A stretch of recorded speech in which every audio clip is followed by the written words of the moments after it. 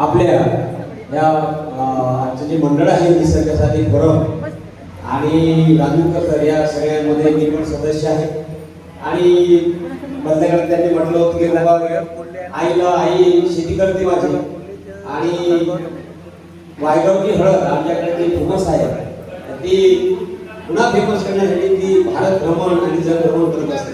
ती नाही आहे ना, तर तिच्यासाठी केलेली एक कविता आहे माझी, ती मी सादर करतो।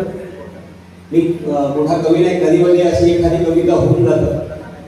शोभाई शेतकरी, शोभाई शेतकरी आहे मेहनतीची शान, तिच्या हातामध्ये जणू आहे धरणीचं प्राण। खूप कष्ट करते, सकाळपासून संध्याकाळपर्यंत कष्टाची माळा घालते, जगण्यासाठी धीर धरून पिकांच्या स्वप्नांची पाळी वाचते। दिवसाचं ऊन आणि पावसाच्या धारामध्ये तिचं दडलेलं हसू मेहनतीच्या मनगटामध्ये।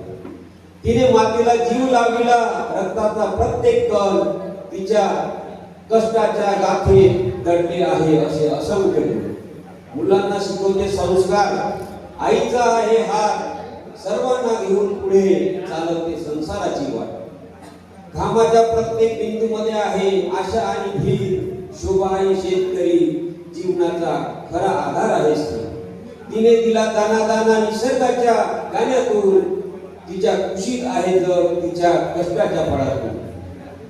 तिने स्वप्न पाहिलं उज्ज्वल, तिने झिजवलं स्वतःला, शोभाई शेतकरी शोभे आमच्या वायगाव तिला।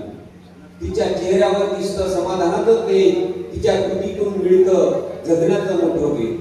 शोभाई शेतकरी तूच आहे धरणीची राणी, तुझ्या कष्टाला सलाम, तूच आहे जीवनाची वाणी, तूच आहे जीवनाची वाणी।